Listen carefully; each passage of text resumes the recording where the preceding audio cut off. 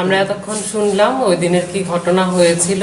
এমনিতেও মিডিয়াতে এতই আলোচনা হয়েছে বা এতই ভিডিও দেখানো হয়েছে নেগেটিভভাবে, এটার অরিজিনাল ঘটনাটা কি বা কি হয়েছিল ওইটার সাথে কোনো মানে কানেকশনই নেই ভিডিওতে, ঠিক আছে? তারপর আমার একটা কথা, আমি ভিডিওতে যা দেখতে পেলাম ওইখানে কেউ একজন উল্লেখ করছিল বারবার ছেলে হয়ে মেয়ে সাজাটা বা মেয়েদের সাথে চলাফেরা করাটা ওইটা একটা ক্রাইম। বলেন তো কোথায় আছে লেখা সেই ক্রাইমটা? আমার জানতে হবে কোন আইনে লেখা আছে, কোন সংবিধানে দেওয়া আছে, কোন জায়গাতে দেওয়া আছে, কোন ধারায় আছে, সেটা আমাকে বলতে হবে। সেই যেই ব্যক্তিই থাকুক, তা পুলিশেরই ব্যক্তি হোক আর রিপোর্টারই হোক, না জেনে এত মূর্খের মতন এত বড় একটা কথা বলে দিল।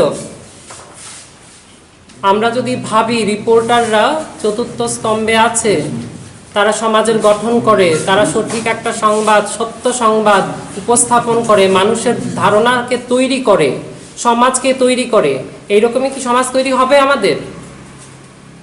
আমাদের সমাজকে এইরকমই তৈরি হবে? হ্যাঁ, আচ্ছা, আমরা গেছিলাম ওখানে, তো ওরা নিতে চাইলো না, বললো যে এইখানে এটা নেওয়ার জায়গা না। তো কোথায় আমাদের এগেনস্টে নেয়নি, আমাদের এগেনস্টে না, ওদের থেকে একটা জাস্ট একটা লিখিত রাখলো যে তুমি ক্রস ড্রেস করতে পারবে না, ক্রস মেকআপ করতে পারবে না। এইটাও তো ওনার রাইট না। এটা অফিসার বলেছিলেন, ওনার নামটা কি বা ওনার এটা কি দেখেছেন আপনি? না, অ্যাকচুয়ালি উনি জ্যাকেট পরানো ছিল।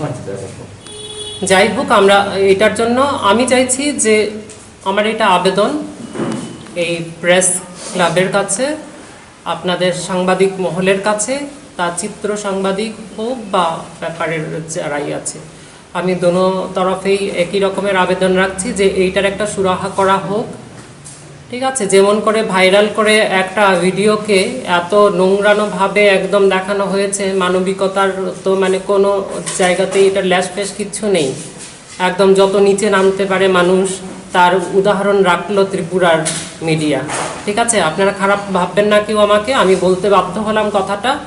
এখন আমি দেখতে চাই আমার এই উপস্থিতিতে কতটুকু পজিটিভিটি ছড়াতে পারে ত্রিপুরা রাজ্যে, আমার সোচ্চার আওয়াজে কতটুকু মানুষ পজিটিভভাবে আমার সাড়া দেয়। আমি সবার কাছে অ্যাপিল করছি এই ব্যাপারটা নিয়ে যে যতটুকু পারুক, আওয়াজটা কতটুকু অবধি বুলন্দ হয়, কত দূর অবধি পৌঁছায়, সরকারের অবধি পৌঁছাতে পারেন কিনা আপনারা, এবং এটার সঠিক সুরাহা হয় কিনা। আচ্ছা, এটার আইনগত দিকগুলি ওরা আলোচনা আগামী দিন আশা রাখবো।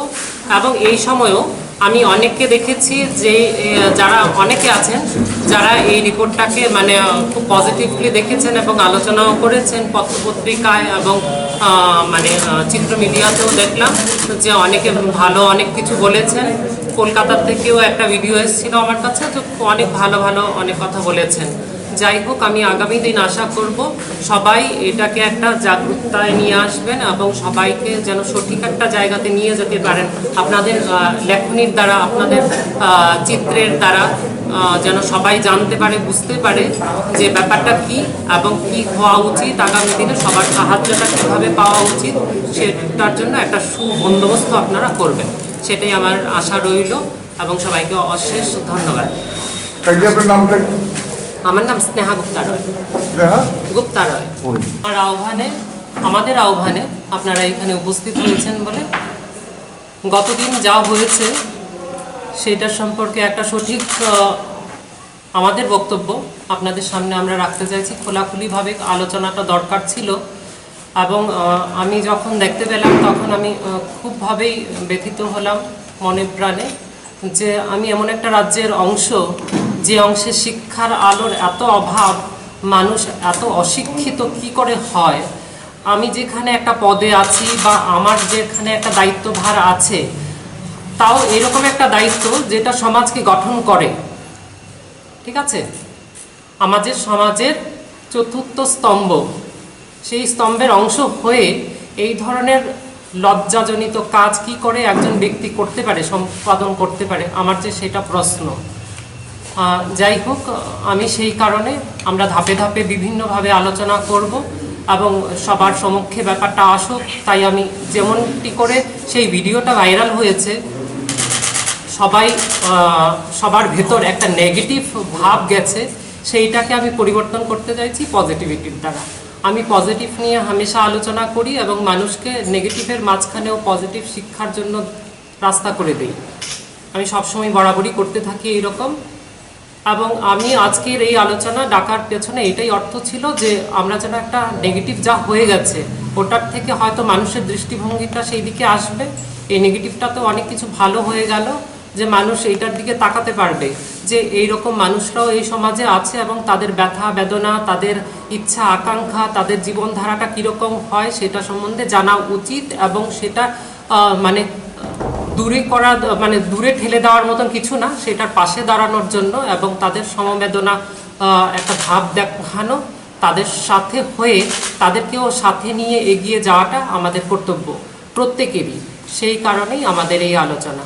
আমি আলোচনার শুরুতে আমাদের সাথে যে আছে মোহিনী, রূপক, দেব, ওকে আমি বলবো যে ওদের সাথে কি হয়েছিল সংক্ষিপ্তভাবে ও বলবে এবং আপনাদের জানান দিয়ে এই আলোচনা শুরু হবে। কারণ আমরা প্রচণ্ডই ভয়ভীত হয়ে গেছিলাম না, কারণ আমরা জানতাম না যে আমার সাথে কি হয়েছে। তো আমরা পুরোপুরিভাবে সাপোর্ট করছে তনুদি, সুব্রতা, তারা খুবই সাপোর্ট করছে। কারণ সেই সময় আমরা সাপোর্ট করার মতো কেউ আসছিল না। মানে আমরা এই অবস্থায় এই সিচুয়েশনে আসছিলাম যে আমরা কি করব, হয়তো আমরা কাছে সুইসাইড করণ ছাড়ার কোনো রাস্তায় আসছিল না। তখন হঠাৎ আমরা অ্যাকচুয়ালি 8 তারিখে আমরা সবাই প্রোগ্রাম অ্যাটেন্ড করছি। আমরা নিজের মতো করে প্রোগ্রামে গেছি এন্ট্রি নিয়ে। তো আমরা সেখানে সবাই ডান্স করতেছি, সবাই প্রোগ্রামে আসছিলাম। তখনই দুজন রিপোর্টার, তার নামটা আমি জানি না, বাট দেখলে হয়তো বা চিনা যাবো, তারা কি করছে আমরা সাথে অশ্লীল আচরণ করার চেষ্টা করছে। আমরা ডান্স করতেছি নর্মালি, তাইলে আগে আমরা বডিতে টাচ করতেছে বা বিভিন্ন ধরনের অনেক কিছু করার চেষ্টা করতেছে। তখন আমরা তাই আটকানোর চেষ্টা করলাম, বললাম বডিতে টাচ করবেন না, এইসব পছন্দ করি না, আমরা জাস্ট ডান্স করতে আইছি।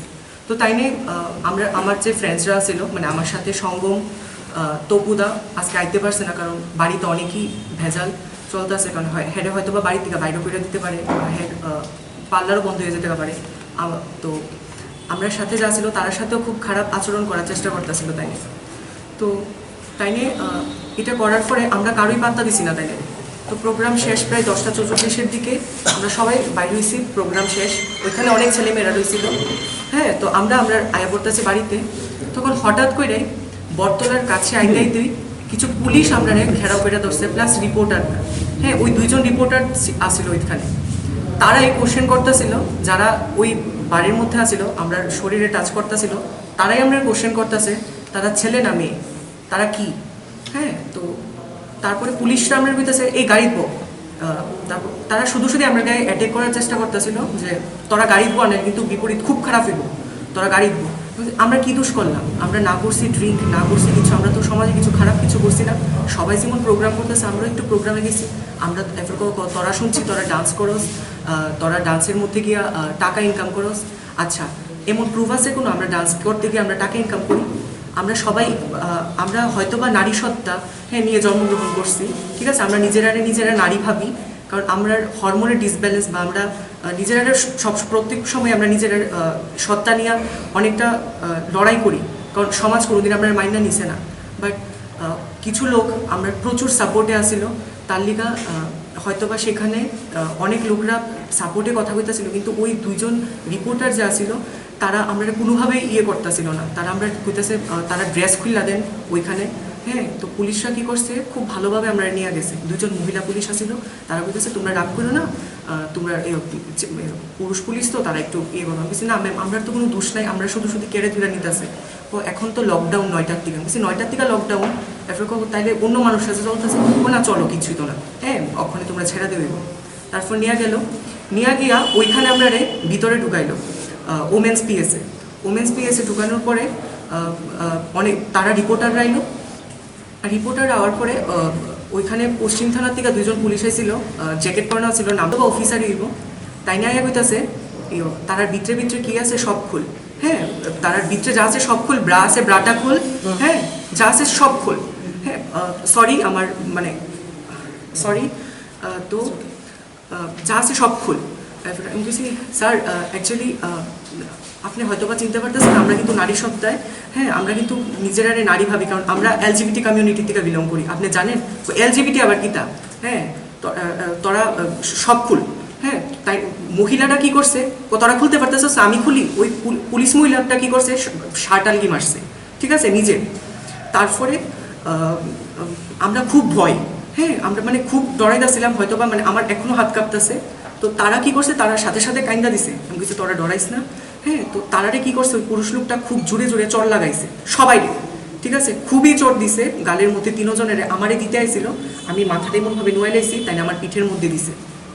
তারপরে মহিলাটা কি করছে, আমরা টাইম না খুলছে, ঠিক আছে আমরা ড্রেস খুলছে, আমি কোনোভাবেই খুলছি না। আমি ভাবছি হয় আমি ওইদিকে যদি আমার মরণ হয় আমি মরে যাবো, বাট আমি আমার ড্রেস খুলতাম না, হ্যাঁ কারণ আমি আমার সম্মানকে খুব রক্ষা করি। হয়তো বা তারা সম্মান নাই, আমার সম্মান আছে, ঠিক আছে কারণ এত ভালগার মহিলা না আমরা। কারণ তো তারা কি করছে এমনভাবে আমার ড্রেস খুলছে, তারপরে ড্রেস খোলার পরে ওই পুরুষ লোকটা ওইদিকে দাঁড়াই আসছিল, ঠিক আছে। আমি কিছু আমরা মহিলাদের সামনে কমফোর্টেবল, প্লিজ আপনারা যদি দেখতে চান আমরা অবশ্যই মানে আপনারা দেখেন, বাট এখানে জানে কোনো পুরুষ লোক আমরা থাকলে কি হয়েছে, খুল কিছুই তো না।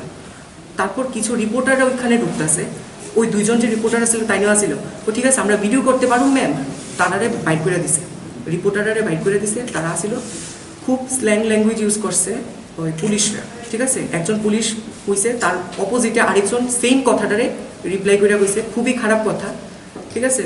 তো সেটা কোয়ার মতো আমার নাই।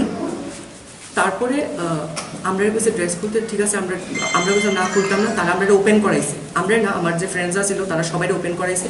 তো তারা ভিডিও কর, পুলিশরা অনবরত আমরা ফটো তুলতে যেতেছিল, ওইখানের কনস্টেবল যারা যারা পুলিশ ছিল সবাই অনবরত, তারা কোনোদিন দেখছে না, হ্যাঁ তারা এমনভাবে। তাহলে দেখা যায় আমরা যেইভাবে ড্রেস খোলাইছে, হ্যাঁ আমরা সবাই কি সুরক্ষিত হয়ে আমরা একটা পুলিশের কাছে, বাট আমার মনে হয় পুলিশরা আর রিপোর্টারে ওই দিন আমাদের ধর্ষক আছিল, হ্যাঁ কারণ আমরা এদিন তারার কাছে হয়তো বা আমরা সাপোর্টের লিগা যাই, ঠিক আছে কোনো সময় বা কোনো মেয়ে, তো তারা কি কারণ আমরা ধরছে সেটাও জানছি না, কিন্তু আমরা কি দোষ আছিল, কারণ ওইখানে তো আর নারীবাদী যারা নারীরা এমনভাবে ধর্ষিত করা হয় তারা তো কোনো আইনত কোনো মানে ইয়ে করা হয় না, আমরা তো কোনোই দোষ করছি না। তো আমরা শুধু তারা ড্রেস খোলা হয়েছে, আচ্ছা ভালো কথা, ড্রেস খুললা তারা কি করছে, আমরা মহিলা থানার থেকে পশ্চিম থানার মধ্যে আমরা হাঁটাই লয়ে গেছে, ঠিক আছে ড্রেস খুললা ওই সময়। তো কি করছে, ওই যে রিপোর্টারটা ছিল তারা আবার টাইনে পিছন দিয়ে কইতেছে, ওই দেখ ওর ঠান্ডা লাগতেছে, মনে হয় ঠান্ডা লাগতেছে, তাই নিয়ে কইতেছে। আমি বলছি মানে আমার তো খুবই লজ্জা, আমি মুখটা ঢেকে রাখছি। তো তারা সবাই ঢুকছে ভিতরে, অনেকের খালি গাওয়া ছিল, মানে আমার যে ফ্রেন্ডসরা ছিল তো তারা সবাই খালি গাও, আমারও আমি জ্যাকেট দিয়ে রাখছিলাম। তারপরে কি করছে, যাওয়ার পরে গেছি পরে তারা বিভিন্নভাবে হাসি ঠাট্টা, মানে কি আমরা কি কোনো অন্য গ্রহের প্রাণী, মানে তারা এমনভাবে আমরা উপরে অ্যাটাক করতে চাইতেছে, মানে তুলনার বাইরে। তারপরে আমরা ভিতরে গেলাম, ভিতরে যাওয়ার পরে আমরা মানে প্রচণ্ড খিদা, কারণ আমরা কিছু খাইছি না, হ্যাঁ আমরা তো তখন বাড়িতে যেতেছিলাম কারণ তখন বেশি বাজে না। তো তাই নিয়ে কী করছে, আমরা কইতেছে আচ্ছা বউ কিছুই তো না, ঠান্ডা লাগতেছে নিচে বউ, হ্যাঁ আমরা সবাই দাঁড়িয়ে রয়েছি কারণ আমরা বইছি না ওইখানে, হ্যাঁ। তারপরে এতক্ষণ দাঁড়িয়ে থাকতে থাকতে পেটে খুবই খিদা, তারপর আমরা সবাই বয়ে গেছি, আমার প্রচণ্ড ঘুম পাইতেছিল, হ্যাঁ কারণ আমার শরীরটা খুবই টায়ার্ড হয়ে গেছিলো, এত মানে তারা আমার উপরে অত্যাচার করছে, হ্যাঁ। তারপরে কি করছে, তারা বলতেছে তোমরা এমনভাবে মেয়ে সাজো কেন, বুঝছি স্যার এটার উপরে আপনি কথা কইতে পারেন না, হ্যাঁ 377 বার্ডি আমরা রাইটস দিছে, আমরা যা খুশি তা করতে পারো, হ্যাঁ আমরা সমাজের সব নিয়ম নীতি মানিয়ে চলতেছি, আমরা সমাজের কোনো অন্য আলাদা কিছু না, আমরা আলাদা চোখে দেখার মতো আমরা এমন কিছু পাপও করছি না, হ্যাঁ বা আমরা সমাজের ধর্ষক না, আর আমরার দ্বারা কোনো নারীরা কোনোদিন ধর্ষক হয় না, ঠিক আছে তো ধর্ষিত হয় না। তারপরে কি করছে, তারা বলতেছে ঠিক আছে তোমরা ড্রেসটি ফুরানো, হ্যাঁ আমি বলছি তারা মানে তারার সামনে তারা খুব মানে কুদৃষ্টিতে আমরা দিকে চাই আসছিল, তার ওইখানে কিছু টাওয়াল আছিল, টাওয়াল দিয়ে আমরা নিজের একটা ঢাইকা নিছি ওইখানে, ঠিক আছে কারণ কিছু করার নেই, খুবই ঠান্ডা। তো আমার লোকে যারা আছে তারা বলতেছে খুব খিদা পাইছে, কিছু তো তারা কিছু খাবার দিছে না রাত্রেবেলার থেকে সকালবেলা কিছুই দেওয়া হয়েছে না। তারপরে এত রাত্রেবেলা কারি ফোন করুন, তারা ফোন রেখা দিছে। তারপরে সকালবেলা হয়েছে পরে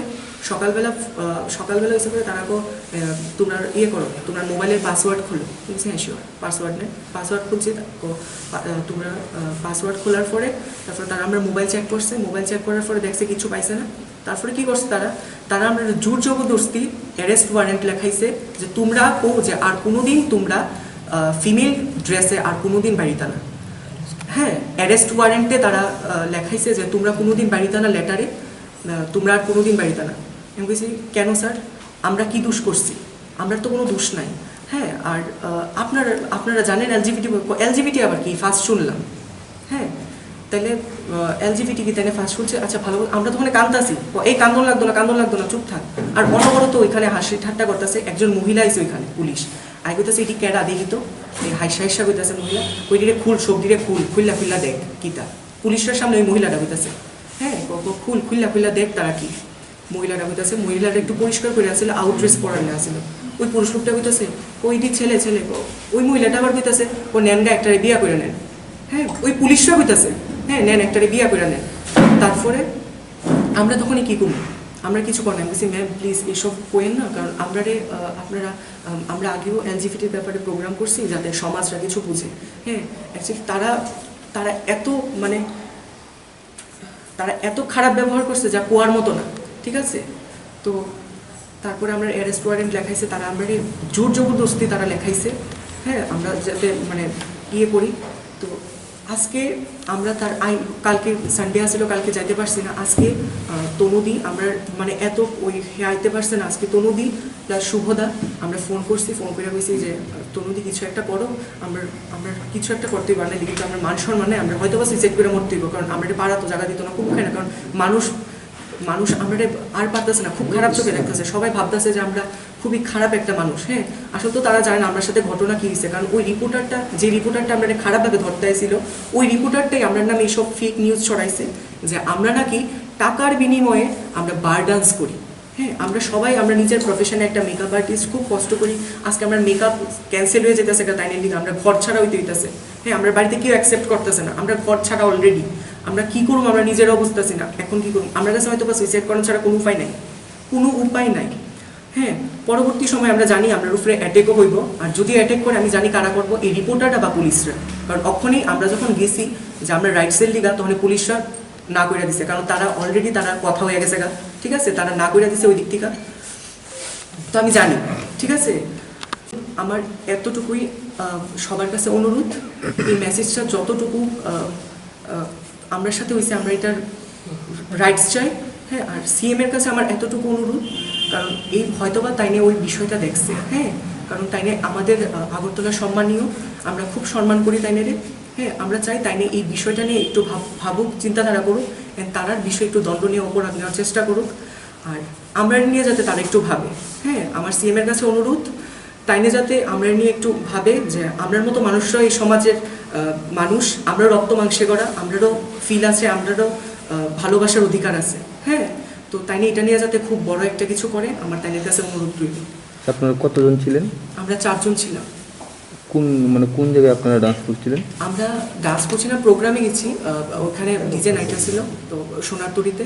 তো আমরা জাস্ট নর্মালি আমরা এন্ট্রি নিয়ে আমরা সবাই গেছি, ওখানে আমরার মতো ডান্স করতেছিলাম আমরা ফ্রেন্ডসরা। তো তাইনে যে রিপোর্টার 2 জন ছিল, তারা খুব খারাপভাবে আমার সাথে বিহেভিয়ার করতেছিল। কিসের প্রোগ্রাম ছিল ওইটা? জাস্ট ডিজে নাইট ছিল, প্রত্যেক মান্থে ওইখানে হয়, তো তাই আমরা গেছি আর কি। টাইম কয়টা হবে? টাইম 10:44 ওই টাইম। তখন আমরা আয়া পড়তেছি বাড়িতে, ওই টাইমেই আমরা ধরছি। তারা কি কারণ, আমরা কোনো দোষ নাই, আমরা না কোনো কিছু করছি। যে উইকার সেকশন ফিল করছে, তার অস্তিত্ব নিয়ে আজকে সে লড়াই করছে। এটা ঠিক প্রকৃতিগত দিক থেকে সে ছেলে, কিন্তু তার মননের চিন্তনে সে জন্মসূত্র থেকেই সে যখন বুঝতে শিখেছে সে একটা মানুষ, ঠিক তখন থেকে সে নিজেকে মেয়ে হিসাবে নিজেকে তৈরি করতে চেষ্টা করেছে। স্বাভাবিকভাবে এই সমাজে এইরকম যারা একটু অস্তিত্বের লড়াই করে, তারা স্বাভাবিকভাবে একটা উইকার সেকশনের মধ্যেই পড়ে। এই উইকার সেকশনের সাথে আমাদের সমাজের যারা শিক্ষিত, অপেক্ষাকৃত, যারা বুঝে, যারা প্রশাসনিক দায়িত্বে আছেন, তাদের করণীয় কাজটা যেটা আমরা দেখলাম সোশ্যাল মিডিয়ার মধ্যে, এবং উনি একদম যথার্থ বলেছেন, নেগেটিভ ওয়েতে দেখানোর চেষ্টা হয়েছে। এটা অন্তত একজন মেয়ে হিসেবে, একজন ত্রিপুরা রাজ্যবাসী হিসেবে আমাদের লজ্জা। এবং আমি বলবো না, আমাদের রাজ্যের যে সাংবাদিক বন্ধুরা, তারা প্রতিদিন এই রাজ্যকে কিন্তু সুনামের স্বাক্ষর দিয়ে গেছে। আমি ব্যক্তিগতভাবে অনেক সাংবাদিক বন্ধুকে কিন্তু আমার কর্মজীবনের মধ্য দিয়ে খুব ভালো বন্ধুত্বের মতো করে আমি পেয়েছি, এবং তাদের চিন্তা ভাবনা কিন্তু আমি জানি তারা এত নোংরামি করতে পারেন না। জানি না ওই দিন ওই সময় একজন বা দুজন কেন এরকমের ঘটনাটা করলেন, এটা কিন্তু সত্যি লজ্জাজনক বিষয় হয়েছে। এবং আমার মানে চিন্তায় মনে হচ্ছে যে 377 যেটা নিয়ে আমরা প্রায় সময় কথা বলি, এটা কিন্তু মূলত ওমিট করার চেষ্টা হয়েছে। এটা লিগ্যাল আর ইললিগ্যাল কোনো জায়গায় কিন্তু যাওয়া হয়নি, একটা ওমিট একটা সেকশনের মধ্যে রাখার চেষ্টা হয়েছে। কি যে কেউ যদি চায় যে আমি মেয়ে হয়ে ছেলের মতো আমি আচরণ করবো, আমি একটা পার্টনার নেব, সেটা তার ব্যক্তিগত বিষয়, সেখানে কিন্তু প্রশাসন তাকে বাধা দিতে পারে না। কিন্তু এর মানে এই না যে আমি সমাজকে এটা দিয়ে নেগেটিভ একটা রেট ইম্পোজ করবো, এটাও বিষয় না। কিন্তু ওনারা যেহেতু সমাজের কোনো ক্ষতি করছেন না, তাহলে সমাজ কেন ওনাদেরকে ক্ষতিকারক বস্তু হিসেবে তুলে ধরবেন? এইটুকুনি প্রশ্ন। এবং আইনের উপরে যেটা হচ্ছে, এটা হচ্ছে মানবতা। আমি ওনারা কোন কমিউনিটি বিলং করে এটা আমার কাছে মুখ্য বিষয় না। আমি যেহেতু জুরিস্টিক সেক্টরে কাজ করি, আমার কাছে মুখ্য বিষয় হচ্ছে উনি একজন মানুষ, অ্যাজ এ হিউম্যান বিং ওনার অধিকার আছে ওনার সম্ভ্রম রক্ষা করা। ছেলেদের কি লজ্জা নিবারণের জন্য কাপড় পরে না ছেলেরা? না, ওরা নেংটু থাকে, এরকম হয়? তাহলে ছেলেকে যেমনভাবে আমি বিবস্ত্র করতে পারি না, একই রকমভাবে মানবিক দৃষ্টিভঙ্গি থেকে মেয়েদের কিন্তু করতে পারি না। এবং মেয়েরা স্বাভাবিকভাবে সমাজের একটা সম্মানীয় জায়গায় থাকে। কেন? ওনারা হচ্ছেন আমার মা, ওনারা হচ্ছেন আমার দিদি, ওনারা হচ্ছেন আমার বৌদি, ওনারা হচ্ছেন আমার বোন, আমার স্ত্রী, এরকমভাবে কিন্তু একটা বিশেষ মর্যাদার জায়গায় রাখে। ওনারা যখন বলছিলেনই যে আমি মহিলা সত্তায় বিশ্বাসী, আমার চিন্তনে মননে মহিলা বিরাজ করছে, তখন এইরকম নোংরামোটা না করলেও চলতো প্রশাসনিক স্তর থেকে। এই জন্য আমি মনে করি যে ওনারা হয়তোবা গেছেন, এফআইআর করতে চাইছিলেন, উচ্চ পদস্থ কর্মকর্তাদের কাছে গেছেন, তো স্বাভাবিকভাবে লিমিটেশন অফ মাইন্ড, আমাদের যে দৃষ্টিভঙ্গিগত সীমাবদ্ধতা কিছু কিছু মানুষের মধ্যে বিরাজ করে, সেই দৃষ্টিভঙ্গিগত সীমাবদ্ধতার দরুন তাদের অধিকার থেকে হয়তো আমরা বঞ্চিত করলাম। যারা এই দৃষ্টিভঙ্গিগত সীমাবদ্ধতার মধ্যে আছেন, আমিও অনুরোধ করব যে আইনটা কি ওদের জন্য স্পেসিফিক করে বলুন। আইনটা কি ওদেরকে রক্ষা করবে, মানে ট্রান্সজেন্ডার হিসেবে না, অ্যাজ এ হিউম্যান বিং তাদের জন্য তারা কি আইনের দ্বারস্থ হতে পারে না? আপনারা কয়েকজন মূর্খের স্বর্গে যারা বাস করছেন, প্রশাসনের স্তরে আছেন, ওনারা ঠিক করবেন যে আপনাদের দৃষ্টিভঙ্গিগত সীমাবদ্ধতার মধ্যে আটকে যাবে তাদের আইন। এই জন্যই ভারতবর্ষের যেটা সিম্পলি আমরা করি, আমরা হ্যারাস হলে, ভিকটিম হলে আমরা এফআইআর করি। ওরা এফআইআর করেছেন, কিন্তু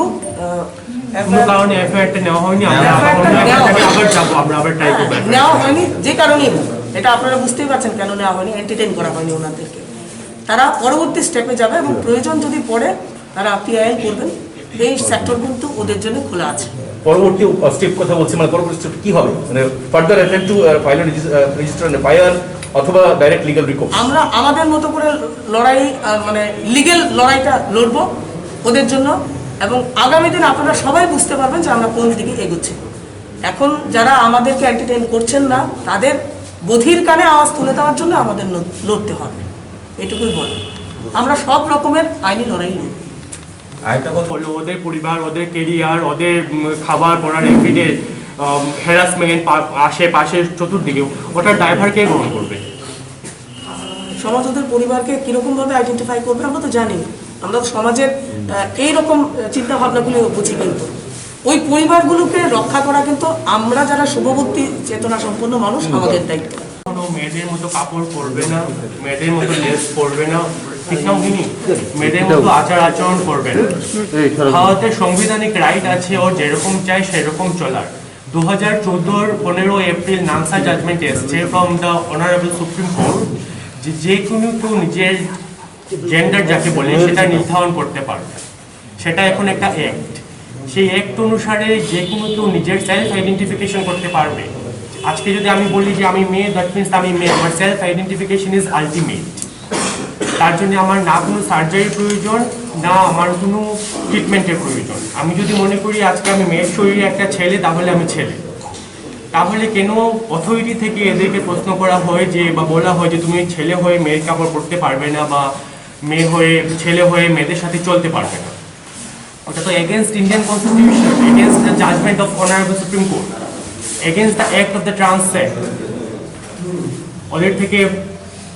ওদেরকে আরও বলা হয়েছে যে দেখাও তোমরা কি, তোরা তো women, what ever trans women is women. সেটা কি আপনি ওনাকে জিজ্ঞেস করবেন যে কাপড় খুলে দেখাও তুমি মেয়ে? তাহলে তো যে কোনো মেয়েকেও জিজ্ঞেস করা যেতে পারে যে তুমি কাপড় খুলে দেখাও তুমি কি আছো, ভিতরে কি আছে তোমার।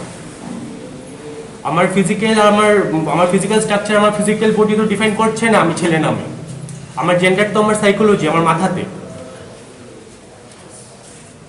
উনি